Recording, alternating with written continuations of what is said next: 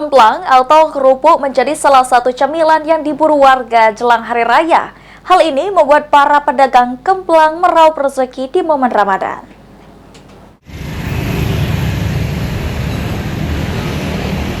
Momen Ramadan ini membawa angin segar bagi para pedagang kemplang khas Palembang lantaran omset yang mengalami peningkatan seiring dengan meningkatnya permintaan konsumen untuk menjadikan kemplang sebagai oleh-oleh ataupun hadiah kepada orang-orang terkasih. Salah satu pedagang kemplang, Adi, mengatakan beragam jenis kemplang dijajakan pada momen Ramadan ini, mulai dari kemplang panggang, kemplang kulit, kemplang sanggul, kemplang ketas, hingga kemplang super ikan gabus yang dibanderol mulai dari harga Rp60.000 hingga Rp80.000 per kilogram. Hingga saat ini permintaan konsumen mengalami peningkatan sekitar 30% dari hari biasa. Hari puasa lah. Alasannya, Pak? Alasannya kan banyak orang jualan mudik-mudik ini lah. Oh, untuk oleh-oleh. Untuk oleh-oleh. Oh.